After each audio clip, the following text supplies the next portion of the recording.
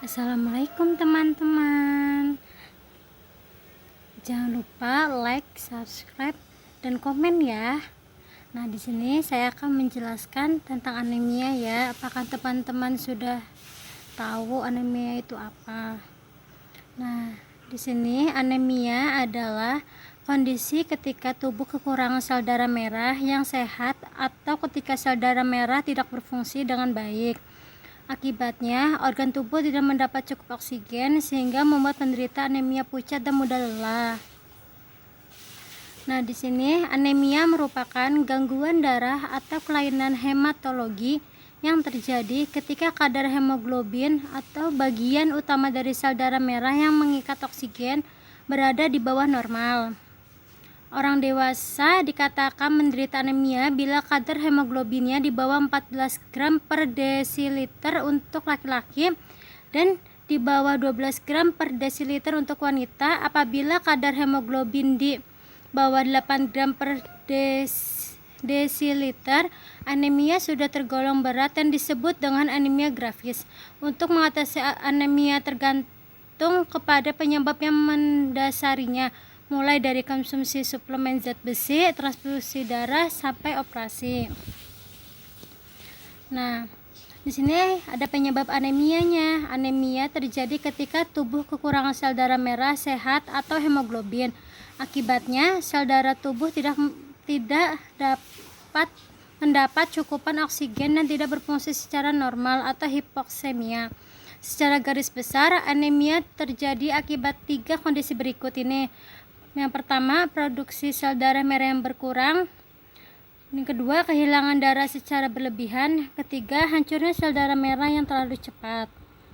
Nah, di sini berikutnya contoh jenis-jenis anemia yang umum terjadi, yaitu yang pertama, anemia akibat kekurangan zat besi. Kekurangan zat besi membuat tubuh tidak mampu menghasilkan hemoglobin atau Hb. Kondisi ini bisa terjadi akibat kekurangan asupan zat besi dalam makanan atau karena tubuh tidak menyerap zat besi, misalnya akibat penyakit celiac. Nomor 2, anemia pada masa kehamilan. Ibu hamil memiliki nilai hemoglobin lebih rendah dan hal ini normal. Meskipun demikian, kebutuhan hemoglobin meningkat saat hamil sehingga dibutuhkan lebih banyak zat membentuk hemoglobin, yaitu zat besi, vitamin B12 dan asam folat. Bila asupan ketiga nutrisi tersebut kurang, dapat terjadi anemia yang bisa membahayakan ibu hamil maupun janin. Yang ketiga, anemia akibat pendarahan. Anemia dapat disebabkan oleh pendarahan berat yang terjadi secara perlahan dalam waktu lama atau terjadi seketika. Penyebaban bisa cedera, gangguan menstruasi, dan kanker usus. Nah, yang keempat ini talasemia. Talasemia disebabkan oleh mutalasi gen yang memengaruhi produksi hemoglobin. Seseorang dapat menderita talasemia jika satu atau kedua orang tuanya memiliki kondisi yang sama.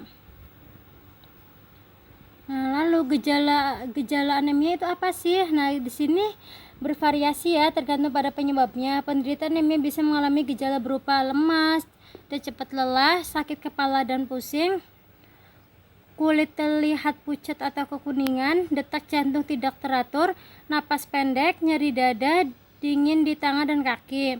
Gejala di atas awalnya sering tidak disadari oleh penderita, namun akan makin terasa seiring bertambah parahnya kondisi anemia. Nah, terus ini pencegahan anemia itu seperti anemia pada masa kehamilan dan anemia akibat kekurangan zat besi dapat dicegah dengan pola makan kaya nutrisi, terutama makanan kaya zat besi dan asam folat seperti daging, sereal, kacang-kacangan, sayuran berdaun hijau gelap, roti, dan buah-buahan. Makanan kaya vitamin B12 seperti susu dan produk turunannya, serta makanan berbahan dasar kacang kedelai seperti tempe dan tahu, buah-buahan kaya vitamin C, misalnya jeruk, melon, tomat, dan stroberi. Untuk mengetahui apakah asupan gizi Anda sudah cukup, berkonsultasilah dengan dokter spesialis gizi. Bila Anda memiliki keluarga penderita anemia akibat kelainan genetik seperti anemia, sel sabit, atau talasemia, konsultasikan dengan dokter sebelum merencanakan kehamilan agar kondisi ini tidak terjadi pada anak. Nah, lalu di sini ada daftar pusakanya. Nah, terima kasih.